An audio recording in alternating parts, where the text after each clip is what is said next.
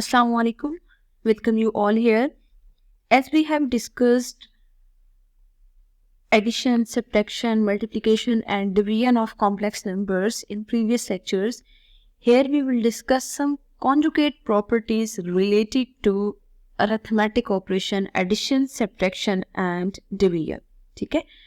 अब देखिए अगर फॉर एग्जांपल हमारे पास कोई से दो कॉम्प्लेक्स नंबर मौजूद हैं, let z and omega be two complex numbers. ठीक है, हम इसको ओमेगा भी कह सकते हैं और w भी कह सकते हैं. ठीक है, मतलब ये जो नोटेशन है ना w या z, ये हमने खुद से डिनोट किया हुआ है, मतलब जस्ट हमने लेट किया हुआ है कि दो कॉम्प्लेक्स नंबर है. अब वो जो दो कॉम्प्लेक्स नंबर हैं वो किसी भी फॉर्म में होंगे, मतलब ये जो z है ये भी let C a plus B iota की फॉर्म में गिवन है और जो w है वो c प्लस डी आयोटा की फॉर्म में गिवन है. अगर हम इन दोनों कॉम्प्लेक्स नंबर्स को एडअप करें, एडअप करने के बाद कॉन्जुगेट अप्लाई करते हैं तो वो हमेशा z conjugate plus w conjugate के इक्वल होंगे. क्या मतलब है कहने का कि अगर फॉर एग्जांपल हम दोनों कॉम्प्लेक्स नंबर को फर्स्ट ऑफ ऑल ऐड करें और देन जो आंसर आए फाइनल उस पर आप कॉन्जुगेट अप्लाई करें, या दोनों पे अलग अलग कॉन्जुगेट अप्लाई करके देन दोनों को ऐडअप करें, आंसर हमेशा सेम आएगा. कैसे, हम एक एग्जाम्पल के थ्रू प्रूव करते हैं.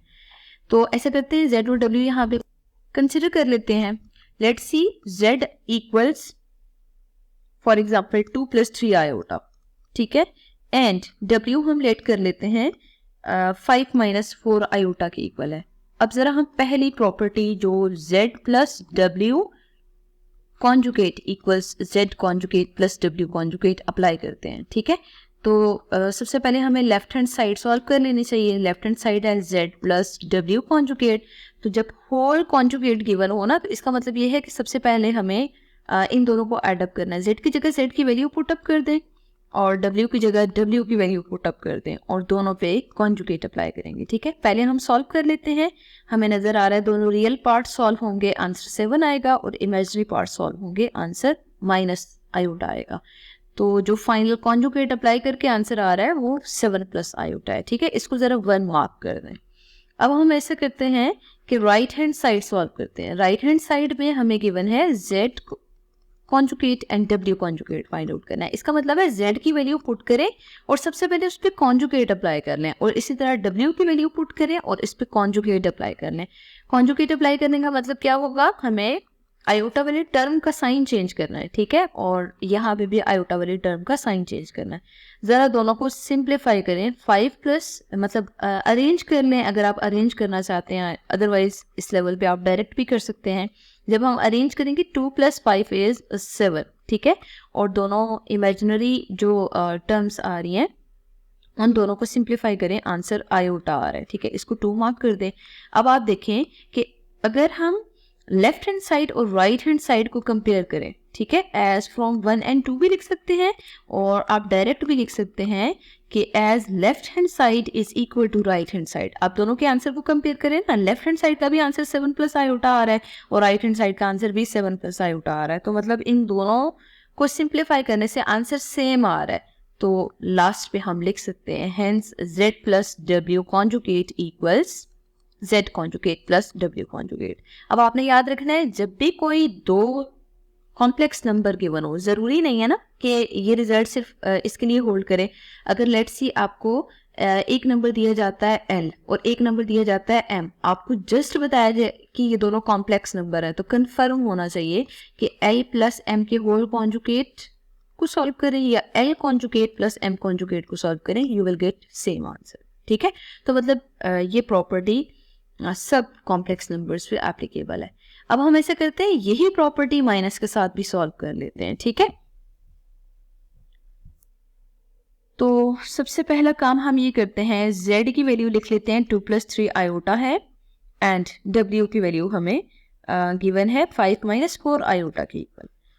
तो प्रॉपर्टी को प्रूव करने के लिए जो सेकेंड प्रॉपर्टी है ना, सबसे पहले हम लिख लेते हैं z minus W whole conjugate is equal to Z conjugate minus W conjugate. ठीक है, मतलब जो प्लस वाली प्रॉपर्टी है वो भी यही है और माइनस वाली प्रॉपर्टी भी इंडिविजुअली यही है कि जो उन दोनों के दरमियान अरिथमेटिक ऑपरेशन मौजूद होगा जस्ट वो चेंज हो रहा है। ठीक है, अब हम ऐसा करते हैं, लेफ्ट हैंड साइड सॉल्व कर लेते हैं। लेफ्ट हैंड साइड में हमें Z माइनस W का होल कॉन्जुगेट चाहिए। इसका मतलब है पहले Z की वैल्यू पुट करनी चाहिए और फिर W की वैल्यू पुट करनी चाहिए। आपको यहाँ पता होना चाहिए कि जब दो नंबर्स को आप माइनस कर रहे हैं और फॉर एग्जांपल यहाँ देखिए माइनस साइन मौजूद है, आगे बाइनोमियल आ रहा है। बाइनोमियल का मतलब होता है ऐसा पोलिनोमियल या ऐसा अलजेब्रिक एक्सप्रेशन जिसमें दो टर्म्स आ रही हैं। तो यहाँ पे देखिए दो टर्म्स मौजूद है ना, तो आपने हमेशा ब्रैकेट लगानी है ताकि माइनस साइन ब्रैकेट के बाहर मौजूद है, जब हम इसे ओपन करें तो दोनों टर्म्स के साइन चेंज करें। ठीक है, तो ज़रा सबसे पहला काम ये करें, दोनों के साइन चेंज कर दें क्योंकि माइनस साइन बाहर मौजूद है।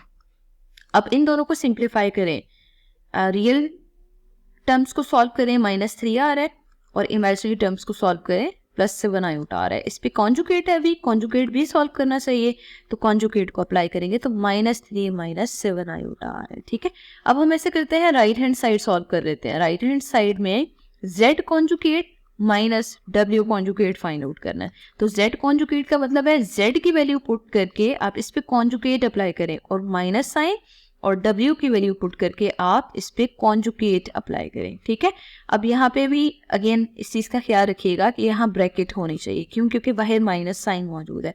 तो कॉन्जुगेट अप्लाई कर लें, 2 - 3 आयोटा आएगा और इसी तरह नेक्स्ट टर्म का कॉन्जुगेट अप्लाई करें तो 5 + 4 आयोटा आएगा। ठीक है, ब्रैकेट में ही इसके कॉन्जुगेट को लिखिएगा। अब ज़रा आप ब्रैकेट को ओपन करें, बाहर माइनस साइन होने की वजह से अंदर के सारे साइन चेंज होंगे। ज़रा दोनों को सिंप्लीफाई करें, टर्म्स को अरेंज करना चाहते हैं, अरेंज करने मतलब रियल और इमेजिनरी को, और फिर इन दोनों को सिंप्लीफाई करें, -3 आ रहा है और इसी तरह इमेजिनरी टर्म्स को सॉल्व करें तो -7 आयोटा आ रहा है।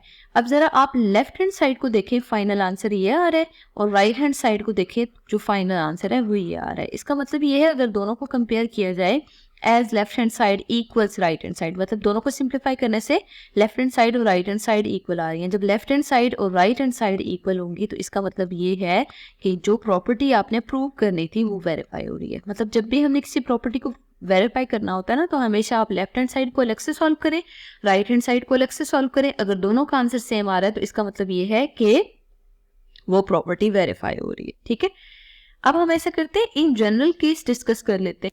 For example we have any complex numbers for ln n और o डिफाइन कर लेते हैं। ठीक है, तो इससे रिलेटेड अगर हम प्रॉपर्टीज लिखना चाहें तो L + m कॉन्जुगेट किसके इक्वल होगा, L कॉन्जुगेट + m कॉन्जुगेट के। ठीक है, और इसी तरह अगर m - n कॉन्जुगेट आ जाता है होल कॉन्जुगेट तो वो किसके इक्वल होगा, m conjugate - n conjugate. These properties are actually important for MCQ point of view.